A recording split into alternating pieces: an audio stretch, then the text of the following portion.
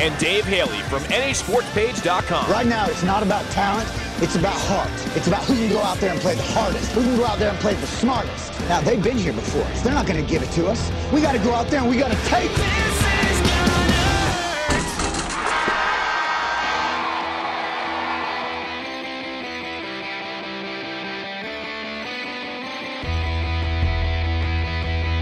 It is Championship Saturday in the state of New Hampshire. We're talking high school hoops here for the next 2 hours on the New Hampshire High School Hoop Show. Hey, everybody, Pete Terrier, along with Dave Haley, NHSportsPage.com. And after a season that started in mid-December, made it through the snowstorms, made it through the doldrums of the late February part with the high school vacation, into the madness of March, it all comes down to this today, Dave. 2 championship games at the University of New Hampshire's Lundholm Gymnasium. A very exciting day, but also kind of a sad day because it's all over at about, 5:30 this afternoon, 5 o'clock or something like that. I went to, Thursday night, I went to bed at 8:15 for the first time since I was in 4th grade, I think. Aren't you guys exhausted? I mean, it's fun, but my God, it's been unbelievable. I'm spent. I'm spent too right now, and look, I always fired up for today. I am very fired up. 2 championship games. We've got D1, D2. You've got the number 1 seeded Trinity Pioneers going up against the Cinderella story, if you will, the Bishop Girton Cardinals, the 7th seed. And I will not. We'll discuss that. You won't go there. We also got another 7 seed. It's like lucky 7s lately. 1 in the versus tournament. 7. I didn't even realize that. It didn't click until I did the previews yesterday. I said, boy, we got 2 7s versus 1. Yeah, and I didn't even think about it until you just said it right there. You got Sauhegan, the 7th seed, and you got the number 1 seed, an undefeated team, the Pembroke Spartans. That game tips off at noon. And then the D1 championship game tips off at 3, correct? Is that yes, the 3 breakdown? o'clock. Yep, 3 because, o'clock. For people like us who are going to be there for both games, it really doesn't matter. No. The worst part is that lag time in between, because in high school basketball, it's a 32-minute game. It takes about an hour and 20 minutes or so. Hour and a half, yeah. Max an hour and a half to play a high school basketball game in regulation, saying it doesn't go into overtime. But then if a game tips at noon, it's over at 1:30. And then the next game starts at 3 o'clock. So they got to clear the crowd out. Some people will watch both games, but everybody has to leave the gym. Except for us media members. But yeah, of course they do the ceremony at the end. They Takes give a little the ribbons, time. Yeah, and all that stuff, and take the pictures and take the net down and all that stuff. But yeah, they don't cut the nets down. no. it's kind of like ease them off. Yeah, it's kind of like melodramatic. They roll out there with the ladder. They don't want some kid to break his neck, I guess, on top of a ladder, which probably is a good idea. But. But seriously, I mean, that kind of takes the fun out of it. I remember when I won a senior biddy championship in Nashua. I love these back stories. in 1982.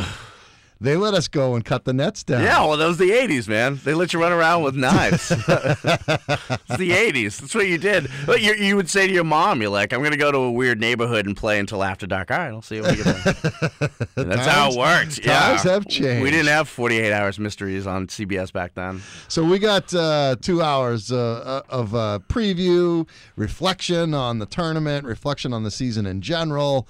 We got a lot to talk about. We got Doc Wheeler actually coming up at about 8:30 this morning. Dave Doc Wheeler, the Manchester Central coach, he's going to join us and break down that D1 championship game, try and find out what went wrong for the Little Green down the stretch. They were 15-0, and then they lose 4 of their last 5 games, and they get knocked out in the quarterfinals at home by BG. Well, it was no fluke, apparently, because BG able to get by Spalding as well. And I guess that's where I want to talk. Let's start and chat about what we saw on Tuesday night. It was the D1 semis on Tuesday night. That first game was Bishop Girton against Spalding. I think everybody thought that Spalding was going to win that game. They were the team on a roll. They were the team with a star player in Dominic Parody. They were a team that just seems to play well. They execute, and they don't make mistakes. And they had a 13-point lead at the half, and they fell apart in the second half, and BG came from behind and beat them. And a lot of people were scratching their head, wondering how it happened. And I'm still kind of wondering how it happened. I laugh at myself on that video on the site because I was pretty much, scheduling Spalding for this afternoon's games. And I wrote about it in the previews. The fact that BG won isn't a shocker because that's a good BG team. We knew that. Mm-hmm. It's how they won. And, I went to the Exeter quarterfinal game at Spalding and, down, trailing by 9-10. I mean, you're going to throw – Jim Mignall did a terrific job, but you're going to throw presses. That's what that's coming, and Tim Cronin knows that coming. So they throw a 1-2-2 3-quarter court trap at him. Did a very nice job. Spalding looked like they had never seen it. Like I remember being in high school, and the first time I saw one of those, and we hadn't practiced, and I really did think somebody had just created a defense like on the fly in New Hampshire. But that's the way Spalding looked, and I thought, wait a second, you got to know they're going to do this. All you do is flash a guy to the middle of the court, and then as he flashes, as the ball's released, a guy on the wing sprints up the sideline. Guy catches in the middle, hits the guy who's sprinting. Boom! Now you have the ball in the front court. That's all you have to do. And I know Tim Cronin knows this. Here was the thing: Dominic Parody looked like the only kid who wanted to handle the ball. I thought Alex Gray acquitted himself very nicely all through the tournament. He was a senior guard for Spalding, who I didn't know much about until this last month. But there were some kids on that Spalding team who looked terrified to have the ball in their hands. Nick McGregor just didn't, but he had a real bad shooting. I think he was 3 for 15 shooting the ball. He had 3 threes at halftime and had 10 points. He finished with 11, and the 1 point he had in the second half was a free throw late in the game. He had a chance to put his team on top with, I think, 25 seconds to go. After he made a steal, BG trying to run down the clock and, run out the clock, really, because they had the lead and the ball. And they made the cardinal sin, no pun intended with the Cardinals, they made the cardinal sin of throwing the ball away. McGregor had a steal, and then they fouled him at the other end, and he hit 1 of 2, which tied the game and set up Lund's 2 free throws. I want to go back to that particular play. I watched it on the video many, many times on nhsportspage.com. It was so loud in there in those final seconds when Lund was driving to the basket, I never heard a whistle. There was a whistle blown, and you could see on the play McGregor falling backwards. There was contact between Lund and McGregor, but the foul was on Alex Gray.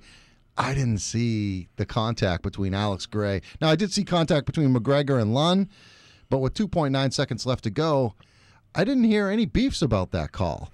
And looking at it on the replay, I got some beefs about making that call in that situation. Yeah, I think you certainly can. I think you didn't hear any beefs because the Spalding kids kind of knew they blew it. I mean, I'm not trying to be mean, but they know they blew it. They were up by 12 at halftime, and I mean, I was impressed. I said this to Jim Mignall after the game. I was really impressed by Jeff Lund because he literally, I watched him the entire possession because I think I tweeted during the timeout preceding the play. I said, it's got to go through Lund here.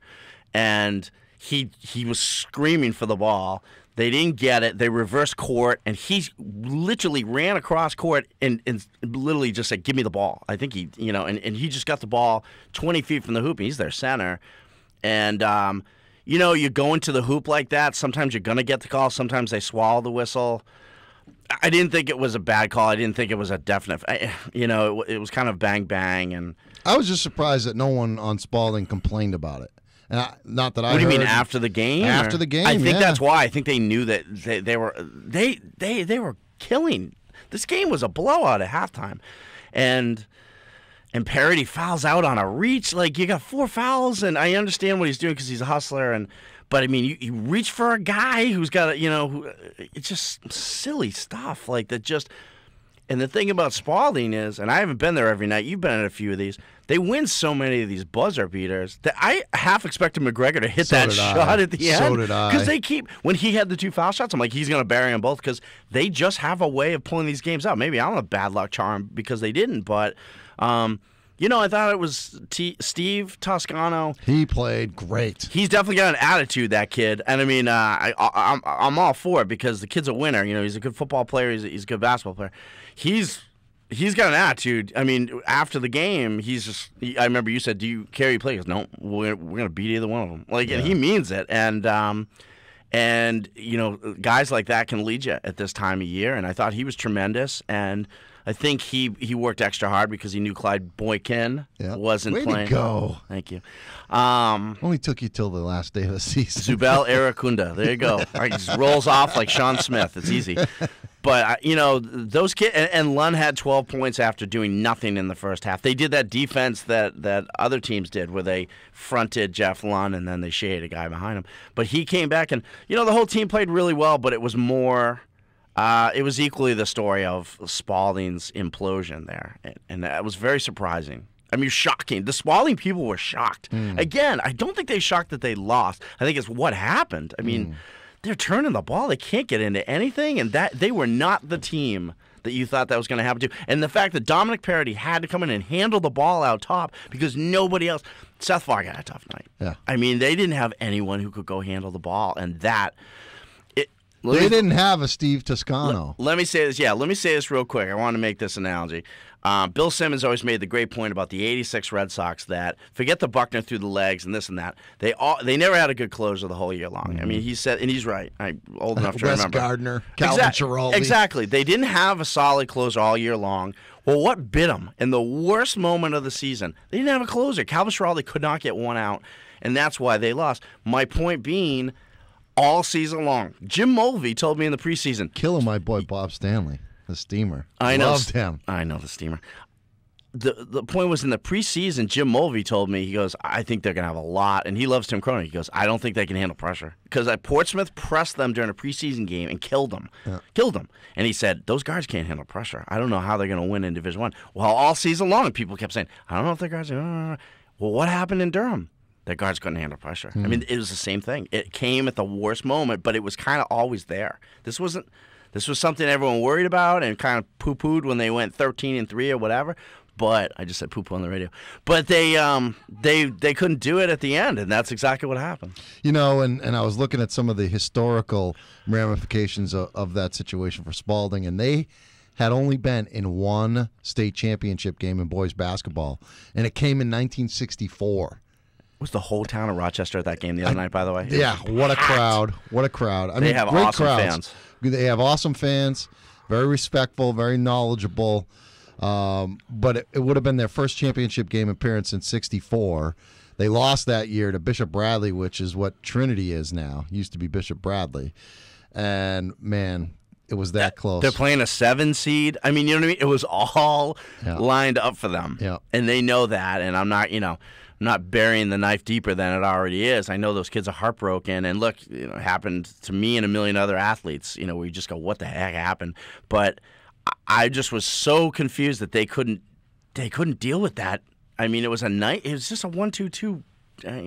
I give BG credit, but I was very surprised by that ball. Spalding couldn't handle that. Well, we don't do this a lot, and I don't want to do it a ton, but I will give the opportunity today because it's kind of a free-form show, and we're not heavily guested. We do have Doc Wheeler from Manchester Central coming up in the next hour, but we will open up the phone lines if you're a Spalding fan and you want to vent a little bit. Maybe you want to complain about that call on the end on Jeff Lund getting fouled and going a line and sinking 2 to make it. We will open up the phone lines for you. It is 877-313-TALK. 877-313-8255. It's a toll-free number. Local around the Manchester area, you can dial us up 645-6161. That's 645-6161. It is the New Hampshire High School Hoop Show Championship Saturday edition. Pete Terrier, along with Dave Haley from NHSportsPage.com. We'll break down that other Division I semifinal, which took place on Tuesday night. It was a Trinity. It was Nashua South. It was a good one as well. I mean, we were really treated to good basketball for the most part this week at UNH and over the course of this tournament. It's the New Hampshire High School Hoop Show, News Radio 610 and 96.7.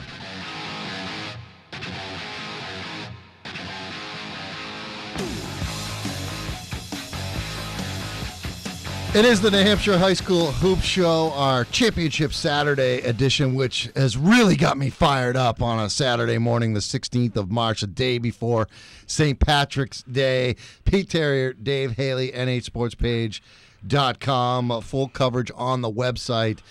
Later on, we've got the championship game in D2 tipping off at high noon. Undefeated Pembroke trying to finish a perfect season.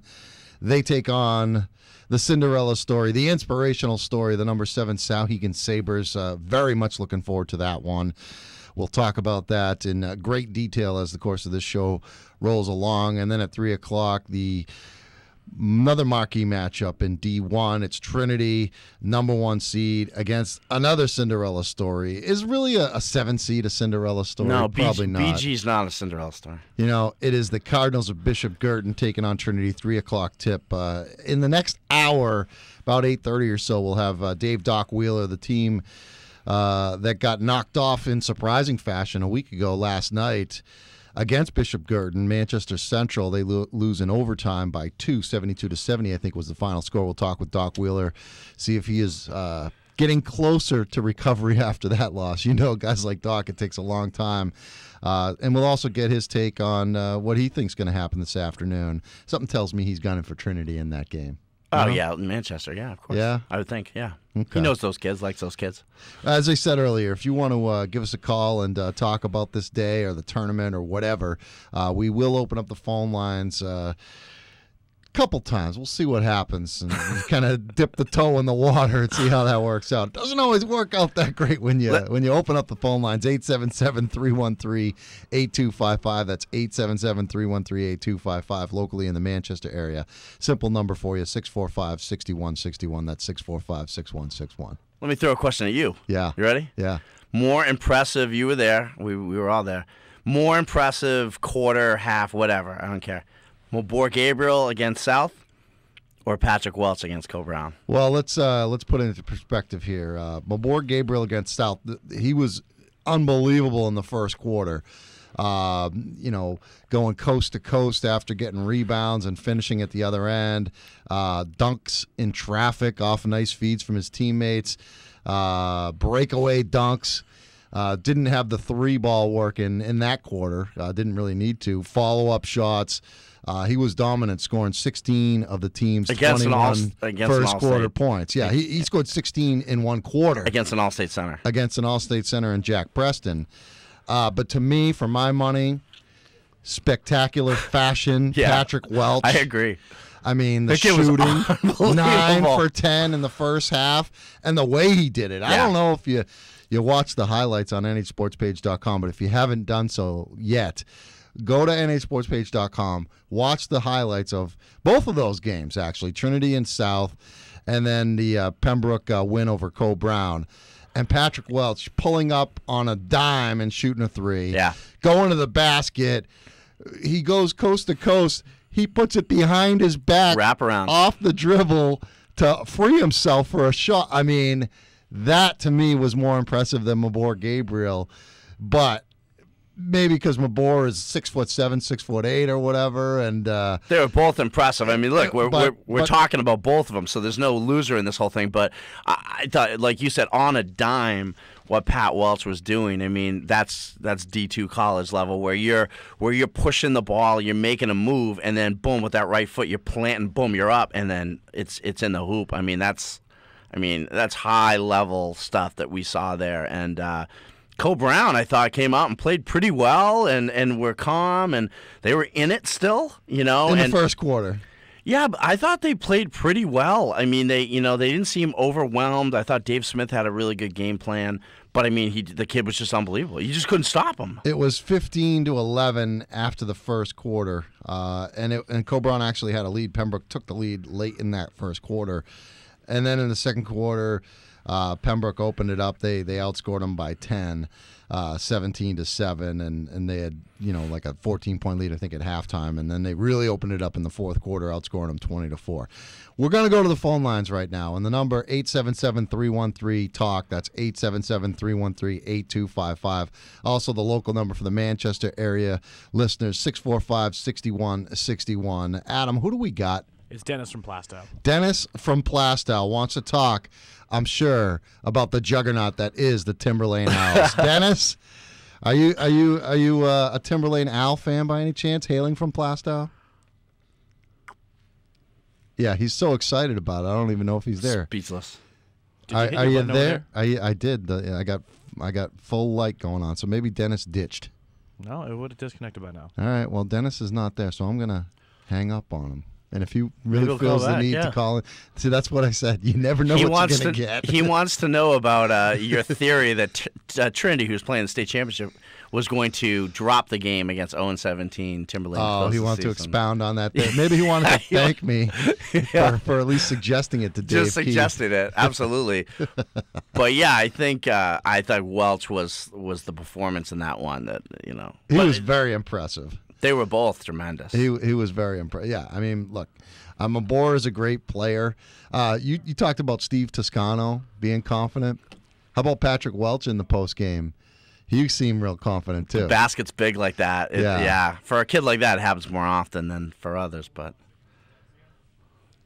it was a lot of fun. It would be fun to see if he can duplicate that. Mike Heaney had a funny comment where he said, "I'm hoping he got it out of his system." Well, it often happens like that. You put up a ton of points, or in baseball you put up a ton of runs, and then the next day you get shut out. So, Adam, is this Dennis again? All right, Dennis, let's try it this time. Are you with us? I'm here. Are you guys there? We're here, Dennis. You know what? You mentioned Timberlane, and look what happens, just like the straight. Hey, we were good at one time. I know. Good. Early 80s, 86, we were up at UNH, and early 90s, we had some good teams. So, but unfortunately, we keep hoping we'll turn it around maybe.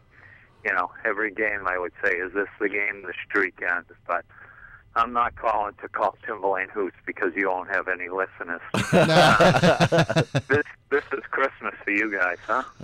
It is. It really is. I mean, and good analogy with Christmas because, all the build-up, and then all of a sudden the flurry of opening the presents and, the dinner, and then it's over and you're sitting in your house and your house is an absolute mess. There's stuff all over the place. There's dishes everywhere. All the relatives are gone, and then you're like, it's over. Yeah. The wife will be at the door today with the list for both of you guys. That's guaranteed. Hey, thanks a lot. This is a phenomenal show. Dave has brought so much to this show. Nothing against the other guy, but I'm checking Twitter and I see Newmarket loses, and I'm like, God. My family's looking at me. What are you doing? And I couldn't tell them, the Newmarket Mules lost, but, you guys have brought a lot to the show. That's awesome. Thanks, Dennis. Yeah, no problem. I appreciate the phone call. Anything else? You know what? Couple things, just two quick things. Sure. One, I look around the state, and it's amazing all the coaches you hear who have played, throughout the state during, and, like a Alosa, and I just hoping you guys could do me a favor. Can you compare Alosa to Welch? Are they close? What's the story? I know you've both seen them both play. I have. I want you to go first, Dave, because I see your eyes. His eyes. When you asked that question, I played against Matt. Dennis, his eyes went up like. That's a great question. I love that question. Matt's one of the best I've seen. I saw Bonner play. He's the best. But, Matt's still as cocky as he ever was. When he came on with you guys and knew how many points he scored in high school, that was classic. That was classic, Matt. I remember him pulling up at UNH, and he had PC hoops on his license plate when he got recruited. He had PG. He had what did it say? It said D1 PG when he was in high school. That was his license plate. Yeah. Hey, he backed it up. So I've been around a little bit. I don't admit this to everybody, but I can to you guys. But so is there a comparison there or what? There's a comparison in style. Matt was definitely better. Okay. And Matt's a little bigger. Matt's bigger. If you've seen Matt, Matt's what, 6'2"? I mean, and he's about the same size. He's bigger than Patrick Welch. And I think if Patrick Welch was 6'2", that would make a big difference. But same kind of style. Obviously, he's teaching them. So same kind of style, and that quick. What I talked about earlier, Dennis, with that move that Patrick Welch had, where he has a hard step and then boom, he's up in one motion. He's up. Matt Alosa did that better than anyone I've ever seen. And that step back. Yeah, Matt Alosa was an incredible player. I think he's a tremendous coach, and it was a lot of fun to measure yourself against him in high school and all-star tournaments and stuff like that. Yeah, and he was better than Patrick Welch, but that's not taking anything away from Patrick Welch, because him and Drapo ended up at UNH, right? Right. Together? Yeah, Matt went off to Providence to play for Rick Barnes, who will also, as Texas now, always will be known to me as Rick Barnes, who couldn't get out of the second round with Kevin Durant on his team. But anyway, exactly. And then he was there for freshman year. I remember I was living out in California, and Matt Alosa was a freshman against UConn, and I'm watching this game, and like you, Dennis, with a Newmarket score, all my buddies in California are like, why are we watching Providence and UConn? Because this was before UConn was UConn. Yeah. And Matt went off in the second half, had 15 as a freshman. Of course, he's an Italian kid, freshman at Providence. Everyone loved him. Exactly. Yeah. But he was tremendous. It's nice that he's done so much for New Hampshire basketball.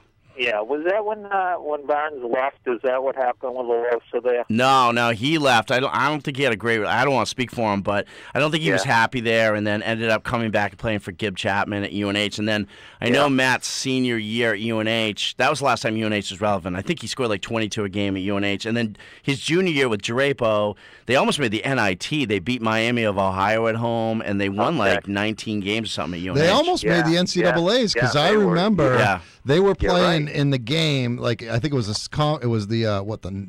NAC, the North Atlantic Conference back then. They played in the semis, and Drapo had a knee injury, and against Northeastern, and he barely played, and they lost at home, and they got upset. They would have played if they would have won that game. They would have played on ESPN against for a shot to go to the Malik Rose's Drexel. Exactly, they would have played. And they would have had a shot to go to the NCAA tournament. If they got to that next game, winner goes to the NCAA tournament. That would have been huge. Right. That was really the one and only shining moment for UNH basketball in my memory. Yeah, that's true. Can I ask one more quick one? Sure. On the Spalding game.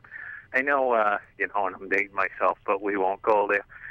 It seems like they always used to call the game differently once you got to Durham. The fouls that weren't fouls early on, wouldn't be called, but then, seemed to be a little pushing and they call the fouls. Was that the case with, do you say it Paradise? Parody? How do we say that? Dominic Parody, yeah. Yeah.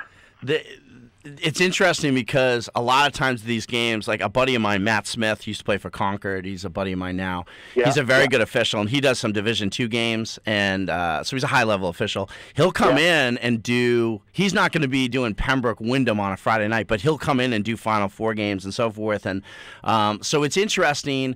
A million years ago, I played in a state championship game. I remember the officials told our coach, "Listen, we're not calling things. We're going to let them play." And we as players were confused because we'd say, "Wait, we played under one kind of system of rules all year long, and now we're changing it now." Right. So that can happen. Go ahead. No, I was just going to say what used to happen is different parts of the state when they assigned referees. You'd have the same one, same part of the state. But that system has changed now. The refs, from what I know, and you'd know more than me, go all over the place now. But you used to have southern part of the state would be different, up at Manchester different. And then, you're right, kids would be confused. I mentioned to Doc Wheeler, who's also happens to be my accountant, I told him about Troy Pelletier's comment to you, Pete, after one of the games where you said, big game at Spalding, and Pelletier said, Seacoast officials. Yeah. And Doc kind of confirmed. He said, it's different. It is called different. I was laughing when Dennis was talking because the North Country the joke is that Buddy Trask, I hope he's listening, Buddy Trask at Colebrook has, sometimes the officials might come over for a beer or two after the game to his part. We used to have the joke at Pembroke that, I won't say the guy's name, you guys know him, he used to walk across the street. His wife would cook him dinner, then he'd come over and call the game, Sure. So, but... so did you think those were legit fouls on Tuesday, Wednesday night? I don't remember. I'm embarrassed to say I don't remember his fourth foul. I remember his fifth very, very well. But the fifth was a silly. It was an emotional. It was sort of you get picked, and it was sort of like a frustration foul. And, But do you remember his fourth, Pete? I don't.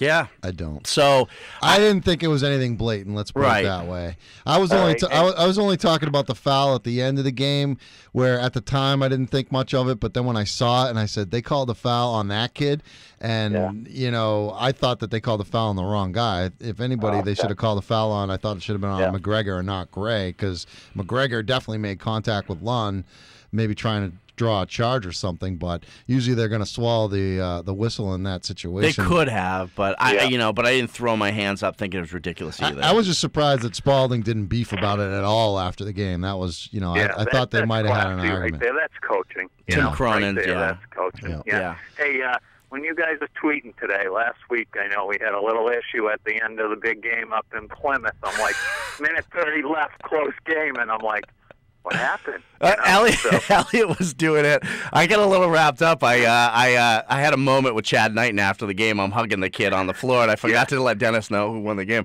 Not very good, but we actually had.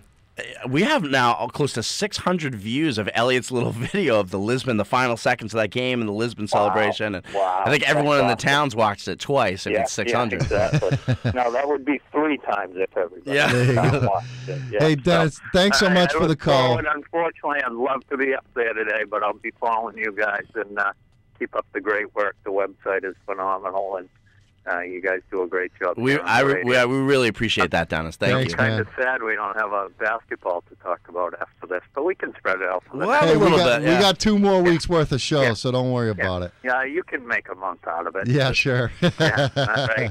We'll see you guys. Thanks. Have a good day. Enjoy. Thank you. Thanks, Thank Dennis. you. All right. Thanks. Never thought I'd get a quality call like that out of Plastow. He's great. He's tremendous. But he's obviously a Pembroke guy.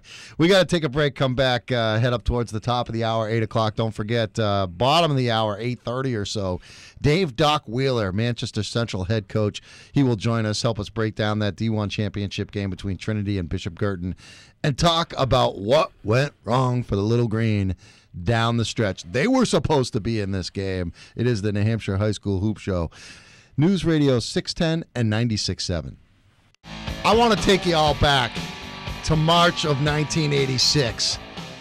St. Pat's Center, downtown Nashua, the CYO championship in the city of Nashua. Oh, good grief. I'm in the locker room, banging my head to Quiet Riot, Metal Health.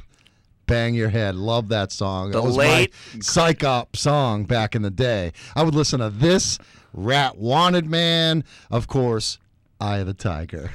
The Rocky soundtrack, that Rocky 3 soundtrack. Rocky tell you 4 what. soundtrack is one. Was it Rocky 4? Well, for me it was. It was the one with the Russian. That was Rocky 4. All right, yeah, that It's was the East one. against West or Man against Man. That's right. I The Lake, by the would way, listen to all those, and I Lake- would be so fired up coming out of the gym into layup lines, you couldn't stop me. The late, great Kevin DeBrow, by the way, R.I.P., lead singer of Quiet Riot. My song was Cult of Personality by Living Colour. That was my pump-up song. That was the last song I listened to before. That's a new question I asked the kids on the Players Lounge, and half the songs they name, it's like Lil Wayne and stuff like that. I have no idea what they're talking about. But I asked them, what's the last song you listen on your iPod before you get out there? I wonder if there's any high schoolers that are getting set to play in their championship games today, and they just happen to be listening because they couldn't sleep last night. They woke up real early, and they're like, hey, it's championship What do you want to day. bet? Patrick Welch is shooting jumpers right now. I'm being dead serious. I wouldn't be surprised. I'm being dead serious. I'll bet you he's shooting jumpers right now. If they are tuned in and they want to call in with their, they don't even have to come on the air. Call in and tell us what their psych up song is. It's got to be that new song by Macklemore. I know you don't have any clue what it is, but they actually played it at UNH the other night. And Furious is dying laughing in the it booth. is an awesome song. I love it. Furious knows. Furious is a DJ. You know what? Can you bring that up? I'm going to pop some tags. Can you 'cause I pop got some $20. tags? If you can what? bring that up. I wonder if I have to that in me, here. because they played it the other night at UNH, and there's some questionable lyrics in there that they kind of. Can we go through Here it is. What? Producer of the year. This I'm telling you right now. song. Look at you guys throwing Rocks. radio lingo. Pop some tags. This song rocks. I'm going to pop some tags. I only got $20 in my pocket. So, there you go. Did you hear this at I've UNH heard the other this. night? Yeah. This is my favorite part coming up here.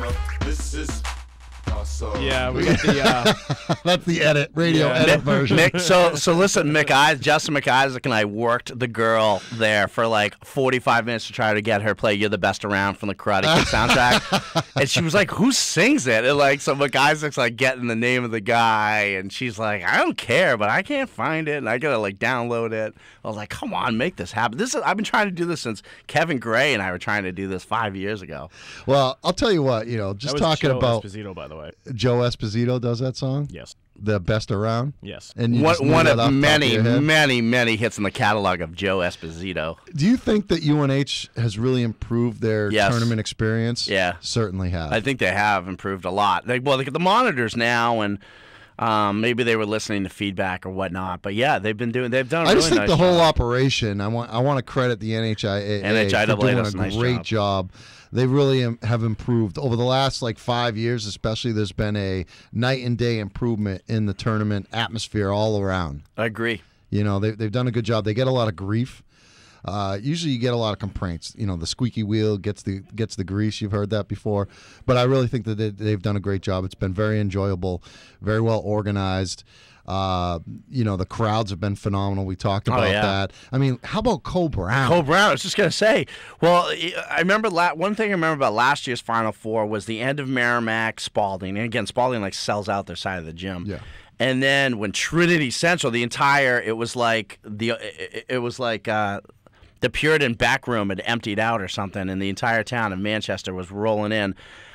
That's what it felt like the other night when Cole Brown was trying to get in the gym. Cole Brown and Pembroke. Pembroke travels very well. Yeah, they had also, a great crowd, too. And trying to get in there at the close of the first game between Sauhegan and Lebanon. I was a little surprised with the Lebanon crowd.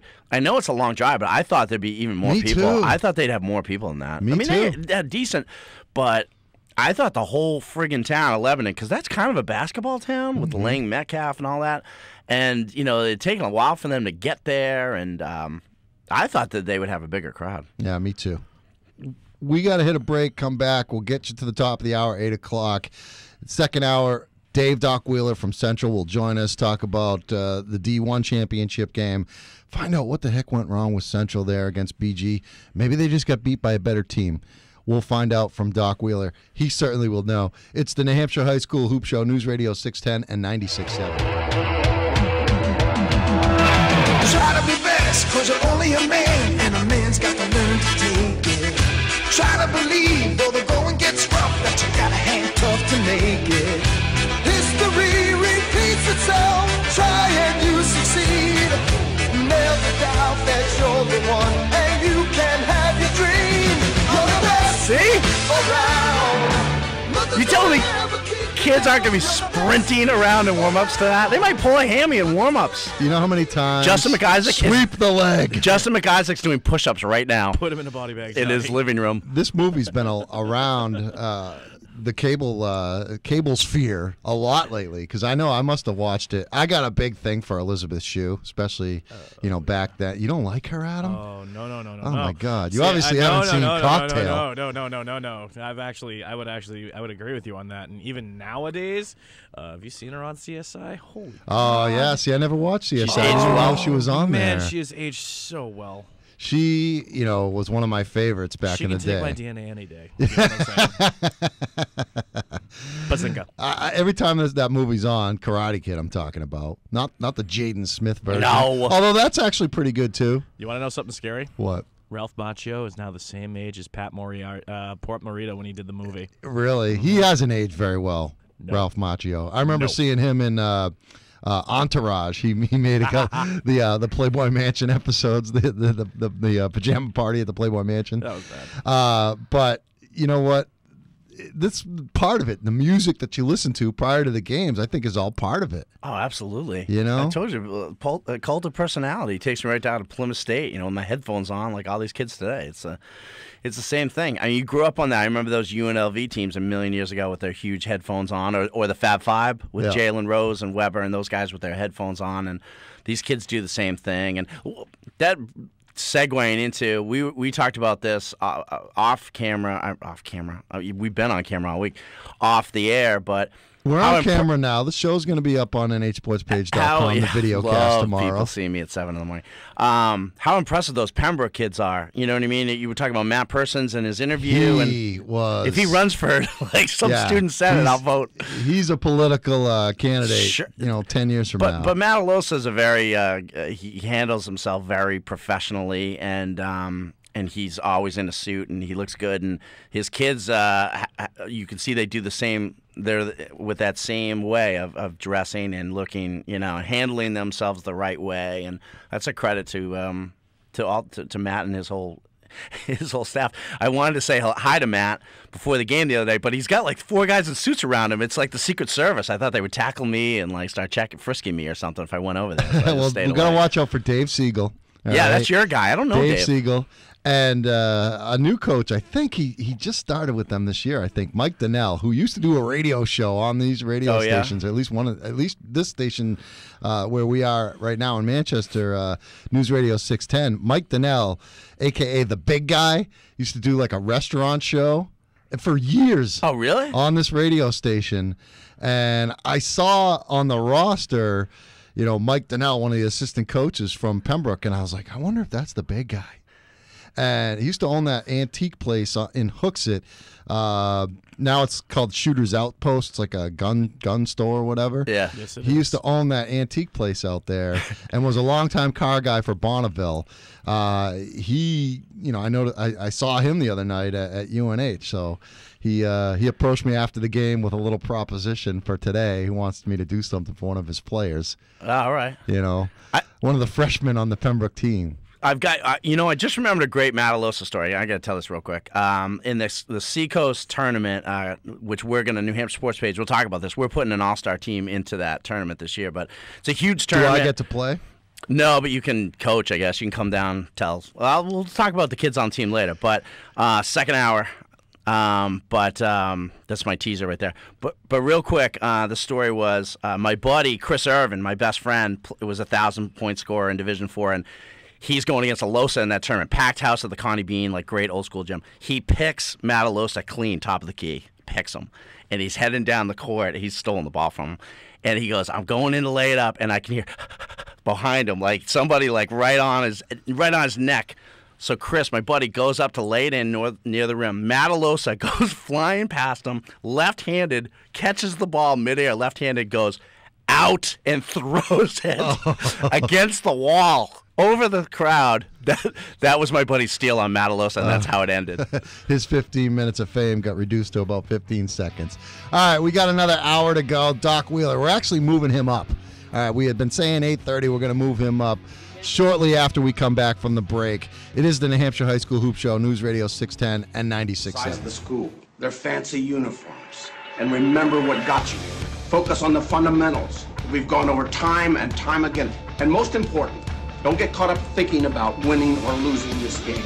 If you put your effort and concentration into playing to your potential to be the best that you can be, I don't care what the scoreboard says at the end of the game, in my book, we're going to be winners. This is the New Hampshire High School Hoop Show. This is a second coming. This is a call to arms. Your finest hour won't be wasted. All season long, we played our game. Right now, you're playing theirs. When we step on the floor, every second that clock is ticking, we are pedal to the metal. We run the ball. We pressure the ball. And most importantly, we control the tempo of the game. And now, here are your hosts, Pete Terrier. But I have a question, though. Those 2 foul shots at the end of the game, did you miss them? Or did you miss them? Not exactly a soup question, is it? And Dave Haley from NHSportsPage.com. Right now, it's not about talent.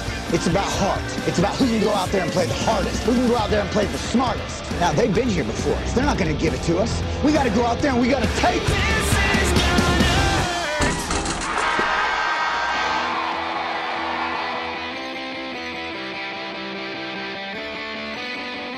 It is our second hour of the New Hampshire High School Hoop Show. Each and every Saturday morning during the New Hampshire High School basketball season, we're on between 7 and 9 a.m. 2 fine stations in the Granite State, News Radio 610 and News Radio 96.7. 610, of course, the legendary WGIR AM 610, 96.7. Hailing out of the Seacoast Crystal Clear FM station, Pete Terrier, along with Dave Haley, NHSportsPage.com. Got John Casty from the website in here, filming it and going to put us up on the web, the World Wide Web tomorrow, NHSportsPage.com. You can watch the broadcast, and at this time tomorrow we'll have 2 new champions in the state of New Hampshire Adam Furious, our producer. He's going to get us hooked up with Central coach Dave Doc Wheeler momentarily. We'll talk with the coach from the Little Green, get him to size up that D1 championship game today. And I also want to get his take on a D2 player, Pat Welch, and maybe another one, Brandon Len, as well, because we haven't really talked too much about Brandon Len, who was a tremendous player in his own right. But certainly a big day. UNH doubleheader today. D2 game at noon. D1 game at 3 o'clock. 2 new champions will be crowned. Of course, last week 2 champions were crowned. We had Lisbon winning out of the 6th seed, beating Derryfield, who was a 4 seed. Right. So you had a 4-6 in that championship. And then you had a 2-5 in the D3 championship game. We had the Campbell Cougars, the 5th seed, and you had the Conant Orioles, the number 2 seed. So congratulations to both Conant and Lisbon for winning championship last week. And there'll be another champion or 2 crowned today. And here to talk about the D1 game in particular is the head coach of the Central Little Green, Dave Doc Wheeler. Coach, you've had a week now to kind of sit on this thing. We hope you're doing better now than you were had we talked to you last Saturday morning. That would have been tough, wouldn't it? I'm not doing a lot better, I'll tell you that, buddy. Yeah, well, we do appreciate you coming on, and thanks a lot, and good morning to you. It's a pleasure to come on with you guys. You guys do a great job. Recognize a lot of our outstanding New Hampshire athletes, and it's a pleasure. So, Coach, will you be taking the ride to Durham this afternoon? I know it's a little bittersweet, but you got Trinity matched up against Bishop Girton today. Nope. I'm actually going to be going down to southern New Hampshire, support southern New Hampshire, and one of our old guys, Mike Stiles, is playing in the NCAA tournament at southern New Hampshire. They have games at 12 o'clock and 2:30. St. Anselm's is playing over at southern New Hampshire in the NCAA Division II tournament. Yeah, I think it's the first time since like '97 that, because I remember I used to, do, as you know, play-by-play for New Hampshire College then, and then they changed the name to SNHU towards the end of my time doing play-by-play. And it seemed like every single year they were hosting a NCAA regional tournament, and if not hosting, definitely going to one. So it's been a long time for that. So I'm happy about that, and I kind of wish I could go check out those games because it's great basketball too. But hey, we've got the high school thing today. But congratulations to Mike Stiles as well for being there. That's pretty cool. Yeah, we're pretty proud of him. So, Coach, end of the season. We obviously covered the Trinity Central game, and you barely lost that game. A couple of bounces go the wrong way, and Trinity, I just thought Mabor Gabriel hitting those foul shots at the end. But you guys, after going undefeated for a while, kind of sputtered a little bit at the end. I mean, again, you barely lost to Trinity. You lost in overtime to BG, so it wasn't like some sort of collapse. But was there anything that changed with the team, or was there something all along that you thought might rear its ugly head at the end of the season, and it did? Well, it's interesting. I was listening to you guys earlier, even speak about Spalding. And, to be honest, there's no great team this year. And we all have our weaknesses. And it's interesting. Certain teams can maybe expose a weakness that you have better than others. And when you guys mentioned, Dominic Parity, having to handle the ball at the end of the game, same thing happened to Spalding when we played him. But we can apply ball pressure and we can make it uncomfortable for guards sometimes. For us at Central, we just weren't very, we're small physically. We're not, we're really not physically strong. So, we've had, struggles guarding bigger people, and we've had struggles rebounding the ball all season long. Doc, let me ask you about Troy Pelletier. You mentioned Mike Stiles earlier. He was a great player. Had John Wicke, another one. Tyler Roach, obviously. You've had a long line. Yeah, John actually made first-team All-League Division III his sophomore year, and he's up at Dapson, and that's great. Very difficult league, so we're really proud of him, too, yeah. Well, where do you put Troy Pelletier? I'm not asking you to rank these guys, but does he belong in that group of special players that you've coached? I think so. He's really athletic. You look at Stiles. Stiles was a really smart player. He could really score in a variety of different ways. Maybe our best mover without the ball. Then you look at a kid like John Wicke. He's 6'6". He can shoot threes. He can pass the ball. obviously Tyler, was probably the best player we had. 6'7", he could do so many things. Great shooter, tough defender, could pass the ball, and then he ends up playing major college. Troy is really uniquely athletic. He's for 6'3", he can play above the rim. He can do a variety of things, and the thing that he did really well this year is he was over a 40% three-point shooter for us. Coach, what are your thoughts on today? BG and Trinity, two teams you've seen a lot of. Maybe I'm too honest, but it's a game Trinity should win. Mm-hmm. They're stronger. Carmen Giampetruzzi is just a wonderful player. Bishop Girton's got to go through some adversity. Is the Boykins kid going to play? Is he not going to play? And the kid Mabor is he's just so much bigger on the interior. And Jeff Lund is Jeff. I tell you, got to love that kid the way he plays. He's so aggressive to the rim, but he's not uniquely athletic. And Mabor is going to really give him some fits around the basket.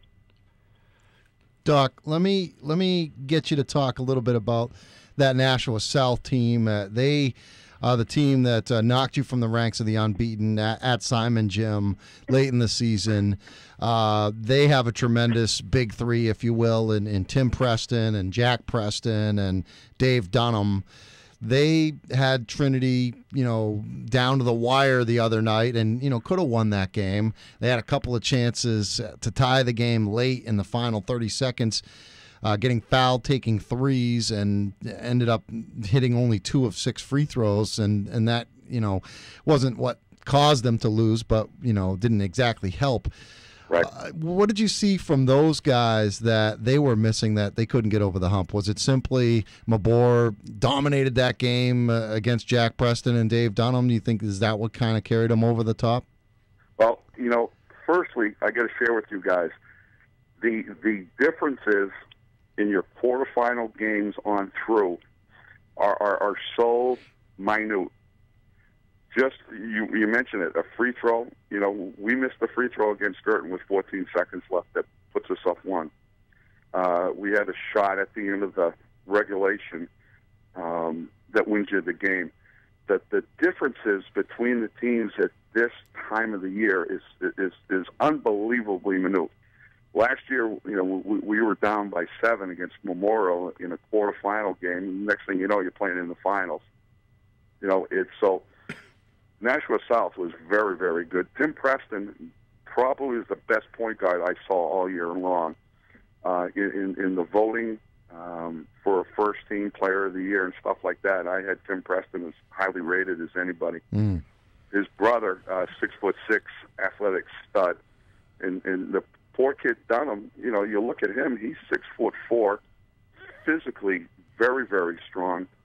Great three-point shooter. I mean, he hit 3 threes against us with a guy right in his face.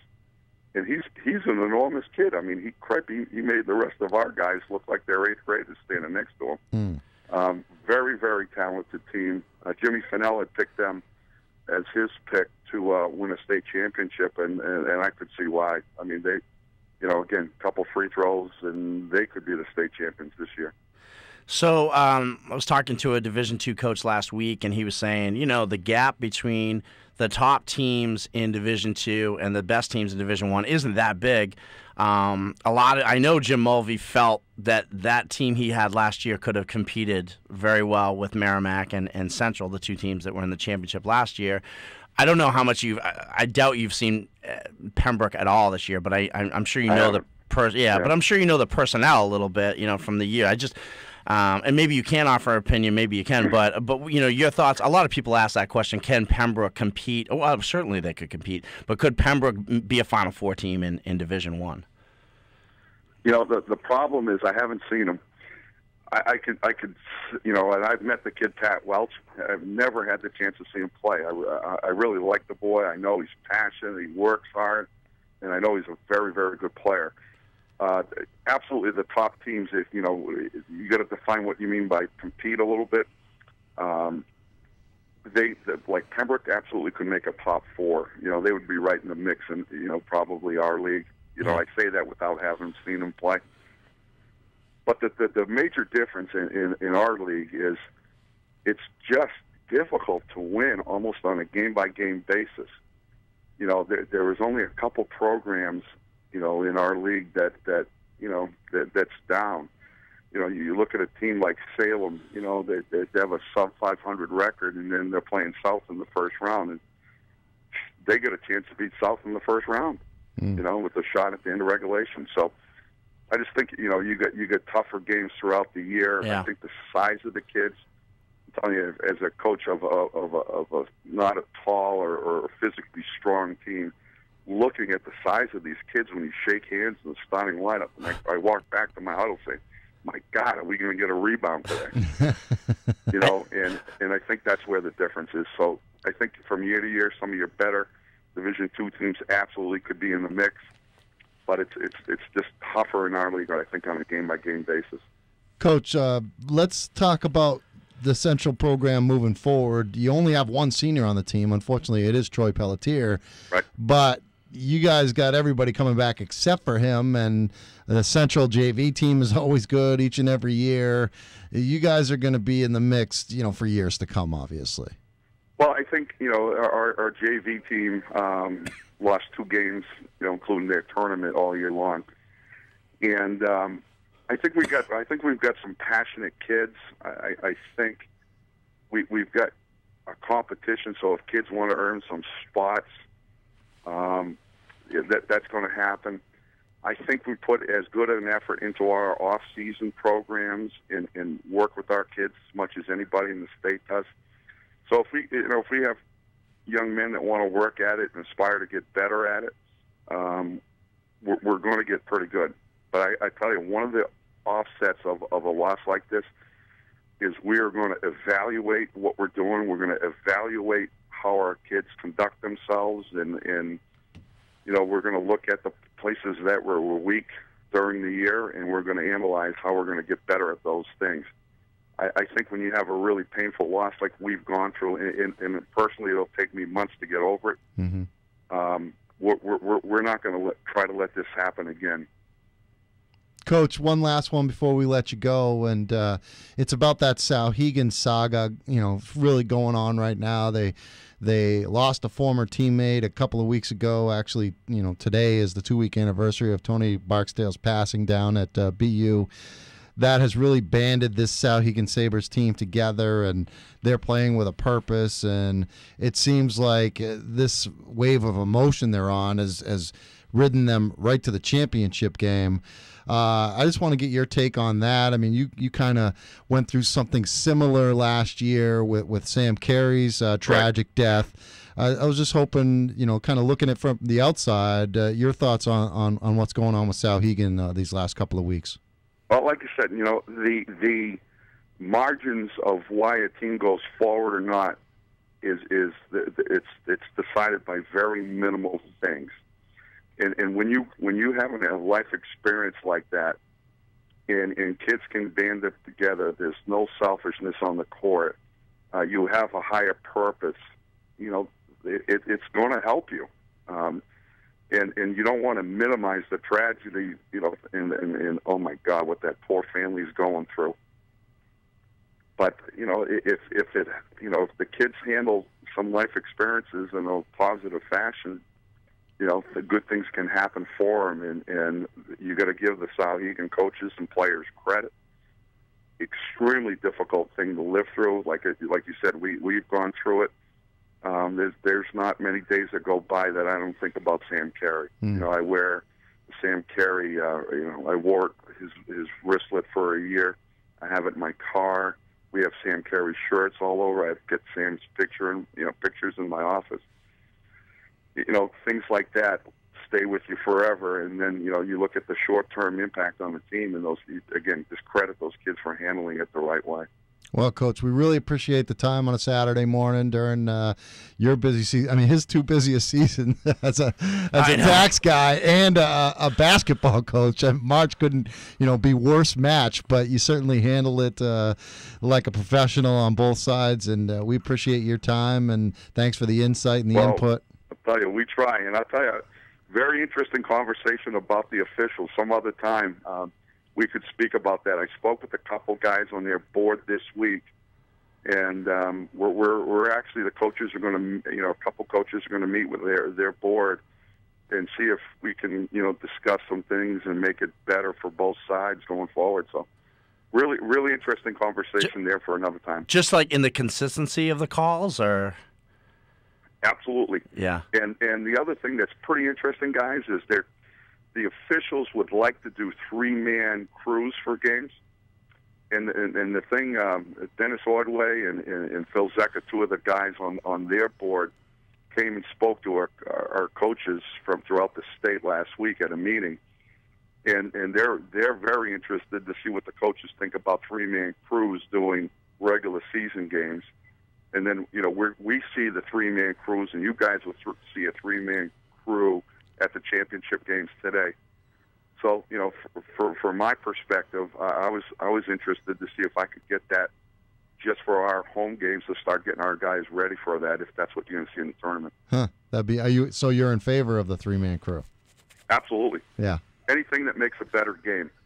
I think a 3-man crew would. I think a shot clock would. So again, this topic's for another time. Oh yeah, the shot clock is huge. Yeah, well, I've heard it's too expensive and it's this and it's that, but it's Dave, we hear a lot of excuses. Sometimes you got to get through some of these things to do what's right. Yeah, exactly. I agree, because it hurts these kids tremendously at the next level. First of all, the way some of these games are being called, and secondly, preparing, for the next level without a shot clock. It's absolutely. Yeah. It's a funner game to watch. Yeah. I would say, and play. I've always said it's good coaching and bad basketball. I remember Milford pulling the ball out and Jim Mulvey yelling down the sidelines at Dan Murray in the middle of the game to come play. But I said it's good coaching, but it's terrible basketball. Well, Doc, you were a part of that. Remember Matt Bonner? I mean, you were on Fitzy's staff when Ryan Day and Statiris and you guys held the ball against Matt Bonner in that, I think it was a semifinal or maybe a quarterfinal. Absolutely. We were so smart when we played them the first time. We figured, they're tall. They got Bonner 6'8". They had the Cole kid that's 6'9". So we're going to run them. We're going to outrun them. So after we lost by 43 the first time we played them, we figured we better come up with something a little different. And you're right. For us, with the rules, with the way they were then, that's the only way we could compete. With what I thought was virtually an all-star team in high school that they had. And, is that a fun game to watch? It was a fun game to watch. It actually was a very fun game to watch. I was there. It was awesome. That's Billy Halbert, the Concord coach. Yeah. That must have been miserable. With you got a group of great players playing against a group of very small players. And, they had to hit a couple shots at the end of the game to win the game. Mm-hmm. Coach, thanks so much. Such a pleasure, and we'll talk to you soon, I'm sure. I'm excited for you guys, man. I wish we could be a part of it. It's so much fun. It's so exciting. Even the stuff like you were saying, the music before the game is great. I just hope you guys have a great day and just really enjoy it. Hey, you can watch all the highlights tomorrow on nhsportspage.com. I'm sure I'll get the courage in a few weeks. Thanks, Coach. Thanks for everything, Coach. You guys.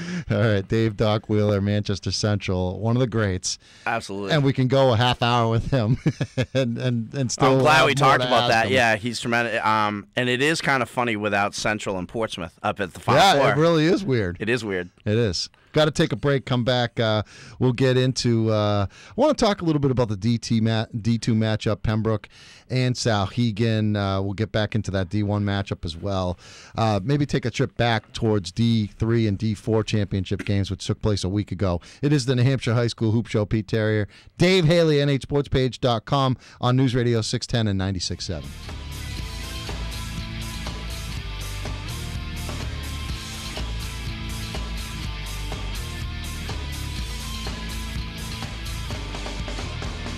About halfway to 9 o'clock here, 8:32, New Hampshire High School Hoop Show. Pete Terrier, Dave Haley, NHSportsPage.com. On News Radio 610 and 96.7. You can catch the rebroadcast, the replay, the video cast of the show on NHSportsPage.com tomorrow. By that time, there's a lot of work for John Kesty to do. You think it's easy going there, filming the games, doing the video highlight packages that we do, the post-game stuff. John's really the one that has to spend a ton of time. Oh my God! Downloading 2 basketball games and then all the stuff around it, and then downloading a 2-hour radio show and putting it up on the site. There's a reason we call him the Great John Kesty. Yeah, it's a lot of work. It's a lot of fun. It culminates this afternoon. University of New Hampshire at Lundholm Gymnasium. Great atmosphere for these tournament games. I'm sure there'll be sellouts, both of them.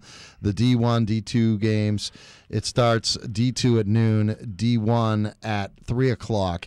Separate admissions, all right? So if you want to go to both of those games, like a lot of people do, you're going to go and you're going to pay one admission, and then you're going to get asked to leave the gym, and then you're going to get charged for another admission, and then you're going to enter the gym.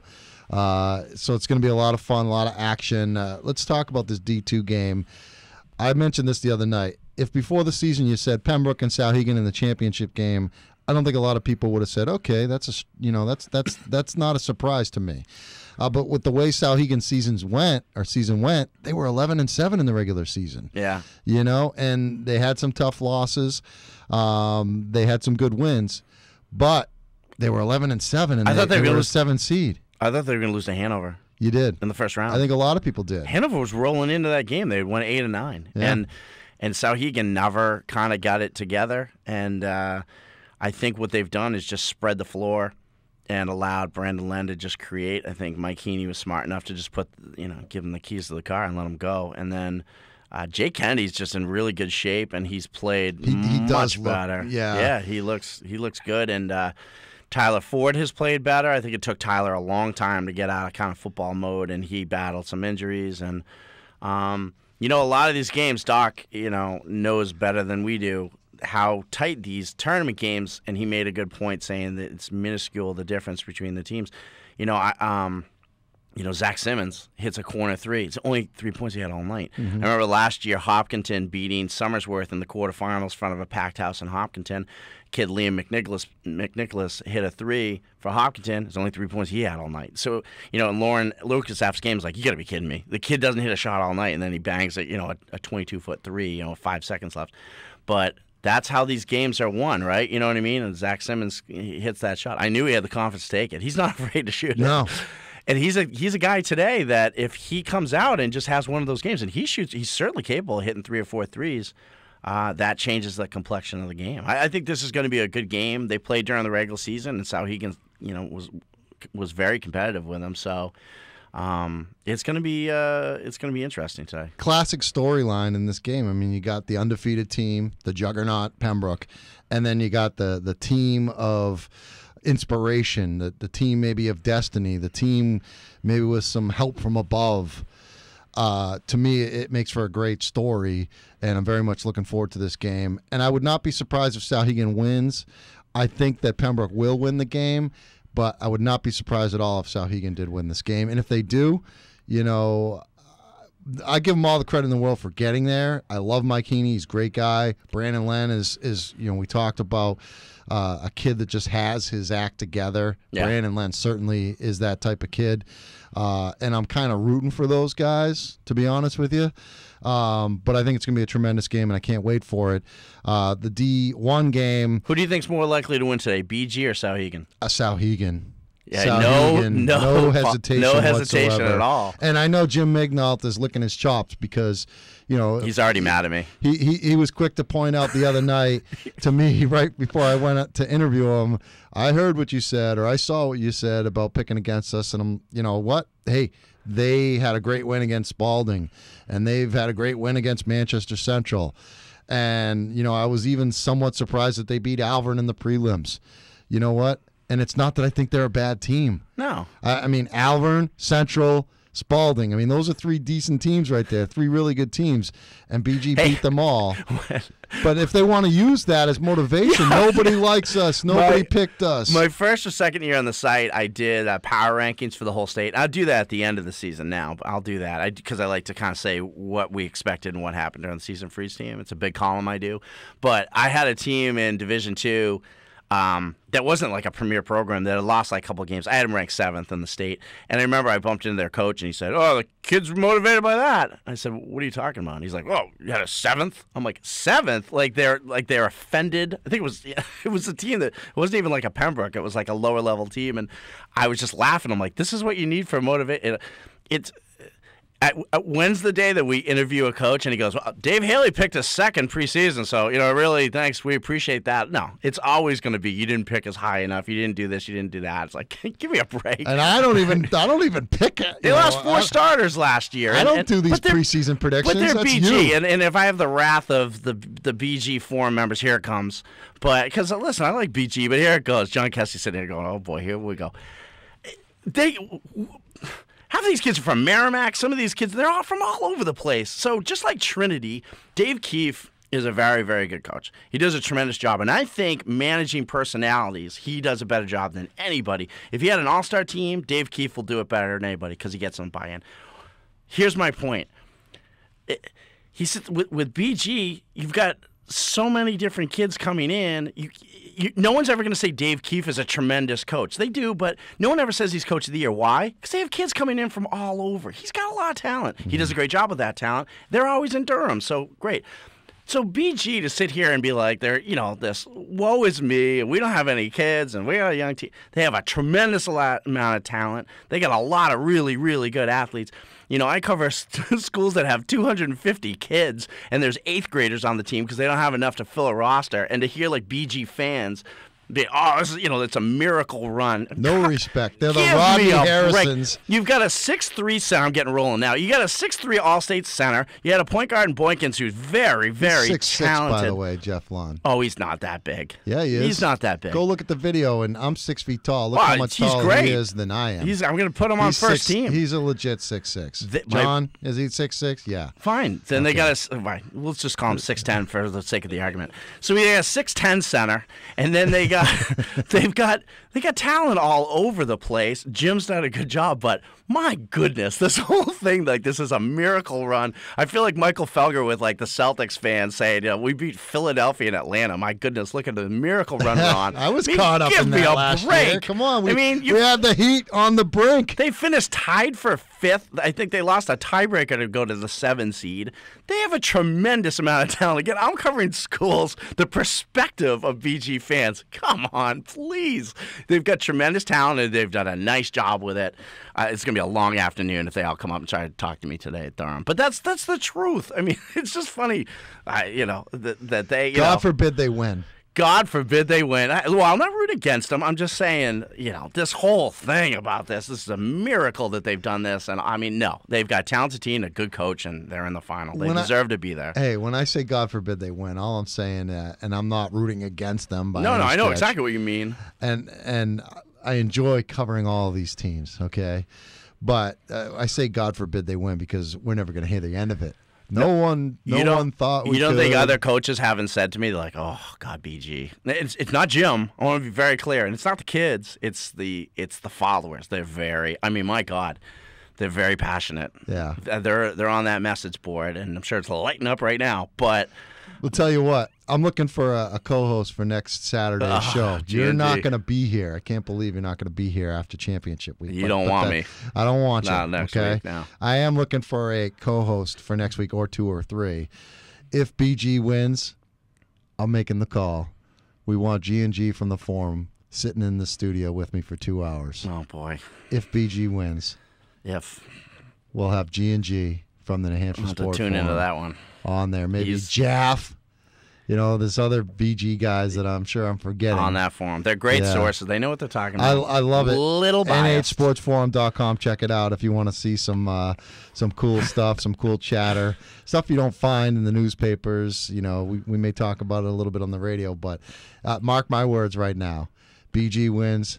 G&G as my host on this show for 2 hours, if he's willing to do it, and I'm sure he is. Yeah, I'll bet you probably will. All right, we got to take a break, come back, and I do want to talk about the Conan Orioles and maybe get their place. Where would they be in a unified New Hampshire high school basketball league? Say there were no divisions. I've got an answer to that because I talked to Dave Sontag from Keene. We did catch up on the phone. All right. We'll take a time out. It is the New Hampshire High School Hoop Show. News Radio 610 96.7. Last week, Southern New Hampshire University Fieldhouse was the site of the Division III semifinals and final game. You were at Plymouth State University. They did the semis and the final in D4. And want to start with D3 and the Conan Orioles, the best team certainly in that division. They had the one loss in the regular season. Campbell came to town in mid-January, knocked them off by 2. They didn't have one of their best players in the game. Was it Jake Carlson wasn't right? There Jake for Carlson that game? didn't play. He hurt his wrist. All right, so they get payback in the championship game, win it by 20 points. Beat him by 40 at Campbell afterwards. Yeah, afterwards in the regular season. Max Gouveia is a tremendous player for Campbell. Yep. I knew of him, but I didn't see him until the semifinals, and he's great, real good player. Yeah. But Conant, I think, we asked the question of Doc Wheeler about Pembroke. He hadn't seen him, but it is widely believed that Pembroke would be a potential top 4 team in D1. I think the same could be said for the Conan Orioles. So I talked to Dave Sontag, the Keene coach, real good guy. And I asked him that question. I said, you've been through D1, you've been through the whole thing, and he was more than happy to answer the question. And he said, when we play Conant, make it clear, our kids were up for that game. We're fired up to play Conant. We want to beat them. They lost by 35. And this Keene team that made the tournament, and I know Keene's at the bottom of the division, but they beat some teams this year, and they played a lot of teams very, very tough. He said to me, I said, do you think that they would compete? And he said, honestly, he goes, yeah. He goes, I think that they might be a top 4 team. He said, I think Doc makes a great point that night in, night out, it would be tough with the size difference. But Dave Sontag said, I think their size could give them a problem because, Eli Hodgson down low, they're not that big. He's only 6'1". No, they're not big. Springfield's their biggest guy. Springfield's their biggest guy.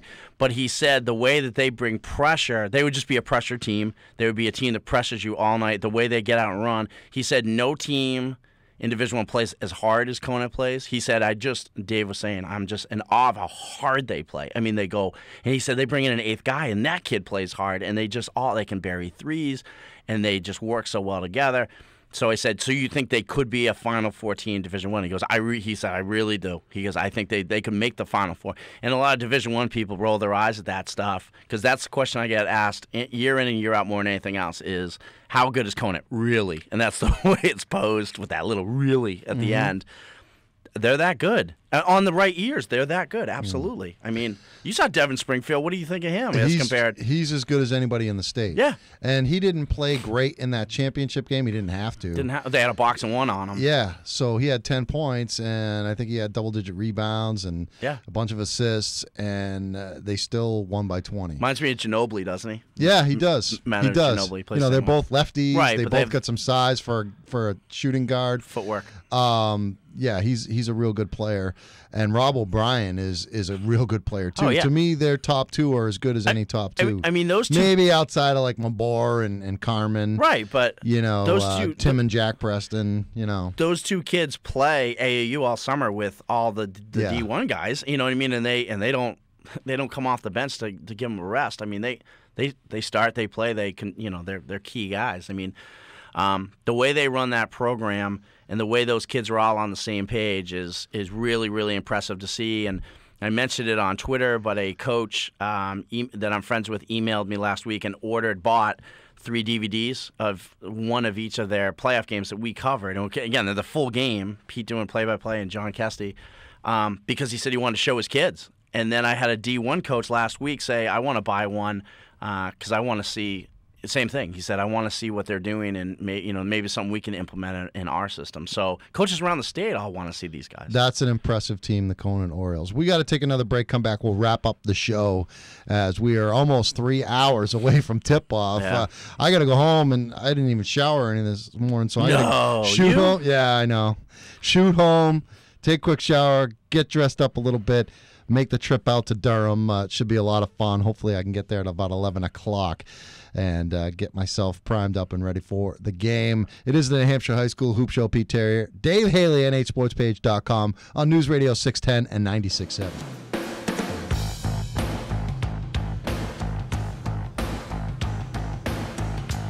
Final 5 minutes in the New Hampshire High School Hoop Show. Championship Saturday in the state of New Hampshire. Pete Terrier along with Dave Haley, NHSportsPage.com, News Radio 610 and 96.7.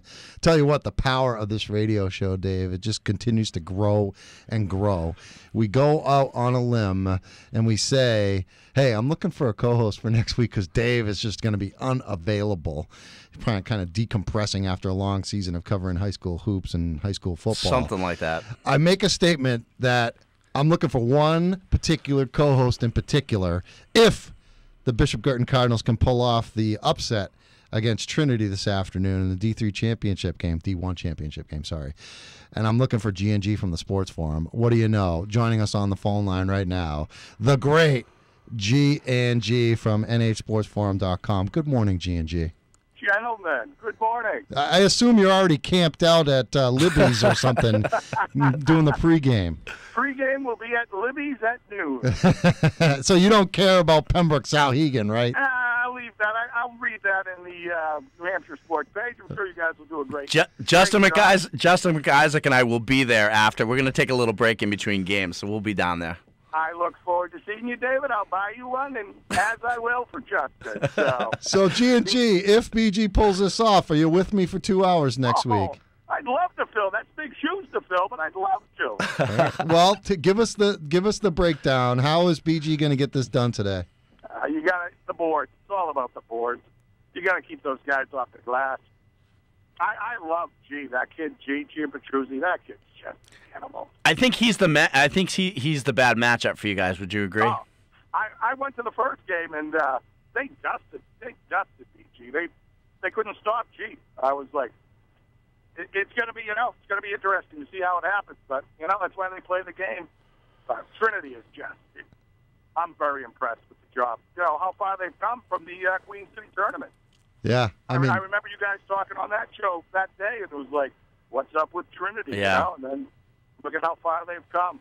Yeah, I really think it's a tough task for you guys today. And how about the respect card though that you guys play, or the lack thereof? You know what, man? I try not to.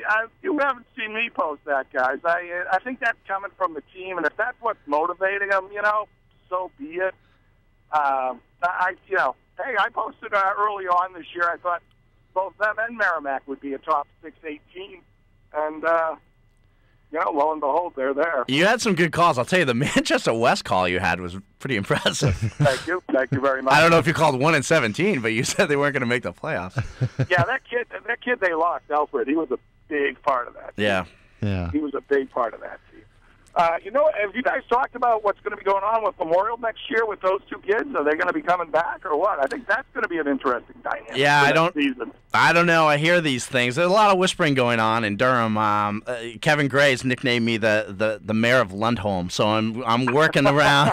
Pete was looking for me at halftime to do video at one of the games. I was up with Eric Saucier in the stands, and then I'm running around. But I hear the Memorial thing is we need to start. It's like thank you to sponsor. We want to thank the Manchester Memorial basketball team for all their contributions to this show all year long because every week and I don't feel like we pounded on them at all. I think we said some very nice things about them, but it's been a running. I'll call it a show. Yeah. I'm wondering if Quirk's coming back. I really am. Yeah.